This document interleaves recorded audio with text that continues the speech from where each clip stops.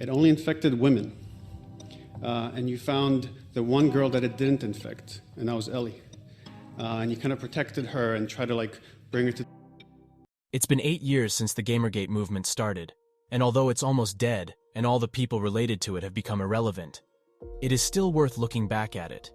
If you are unfamiliar with this topic and wondering what is Gamergate, well, according to Wikipedia, it was a misogynist, anti-feminism, anti-progressivism, right-wing online harassment campaign. But was it really? What if it was just two sides who doesn't even cares about gaming were pretending to be gamers? Let's look through beginning. Video games have been around since a long time, and as technology progressed and evolved, so did video games. We went from simple Pong games to games with insanely good graphics. Video games also gave writers to present their story and creativity via this medium. We got legendary characters like Mario, Solid Snake, Sonic, Lara Croft, Link, and many more. But was there a problem in all of these? Chapter 1. Anita Sarkeesian. In late 2000s, Anita Sarkeesian, a media critic and feminist, was upset because of bad portrayal of female characters in mainstream movies. So to raise the awareness regarding it, she started a YouTube channel called Feminist Frequency. She then started to make videos reviewing movies and how misogynist they are according to her. But there was a problem. The support wasn't there. People were watching her, but the size wasn't huge and worthy of a movement she always hoped for. Around this time, everyone on YouTube were making these face cam commentary-style videos about anything you could think of. Anita Sarkeesian then thought of a different idea, which was to forget about movies and switch to video games. She started a Kickstarter crowdfunding campaign to produce an online video series. The goal was initially $6,000, but people gave it overwhelming support by raising more than $150,000.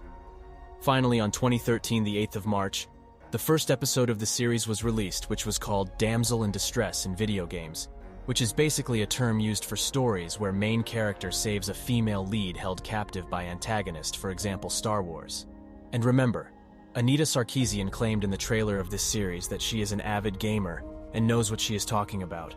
So tropes versus women continued to run till 2017, and it didn't took Anita Sarkeesian much time to realize that she stumbled upon a gold mine.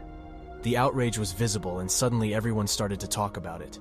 In starting, the negativity wasn't big, but as the series progressed, people started to lose their mind, and Anita Sarkeesian started to receive death threats, and even worse. And I want to make it clear that it's an absolute disgusting act to give someone such threats. Also, not everything was going horrible for Anita. Well, to be honest, it was pretty good. She finally became the feminist face she always wanted to be. Everyone started to praise her for courage to raise this issue. Intel even announced to partner with her to increase diversity. She also got invitations from various big universities to give speeches. And before we come back to her, I think it's time for us to look into the second segment. Part 2, Zoe Quinn and the Depression Quest. So Zoe Quinn was an independent video game developer who made a game called Depression Quest, released 2013, the 14th of February. This video game was interactive choice-based and dealt with topic of depression. I'm gonna be honest here, it was simply not a good game. Writing was awful. But we also have to remember that it was Zoe Quinn's first game, and Zoe Quinn made it after attending a 6-week course. But what happened next was crazy. Slowly, this game started to pick heat, and news outlets begun to give it positive reviews, especially Kotaku. But still, all of this wasn't mainstream until a year later. Zoe Quinn's ex-boyfriend wrote a lengthy post about her.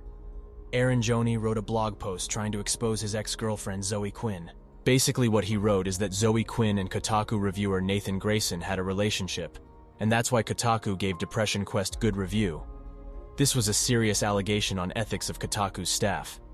Someone then pasted this blog's link to a 4chan board, and suddenly the outrage returned.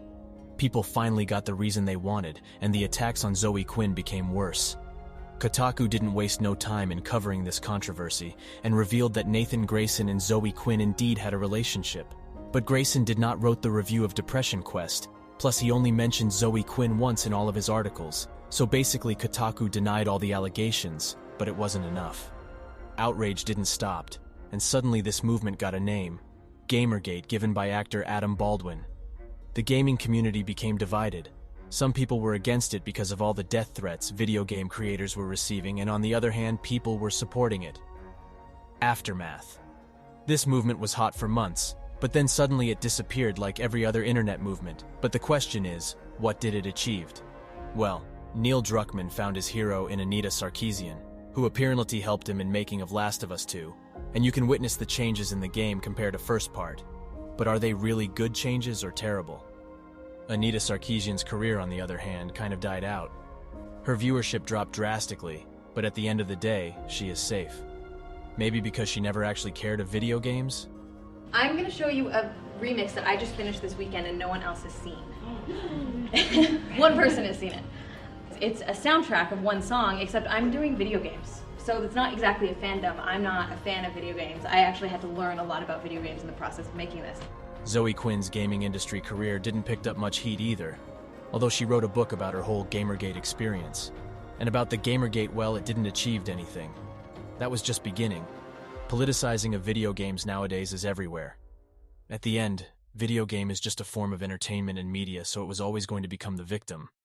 But the worst part is that now, companies and people blames you for not playing or playing certain game, like recently with the Hogwarts Legacy, where playing that game automatically makes you transphobic according to internet. What's your thoughts on all of this? Is video games industry heading into the right direction or not? Finally, thanks for watching this video. Hope it was informative or entertaining for you. Consider subscribing to the channel because more content is coming in future. I'll see you next time. Take care.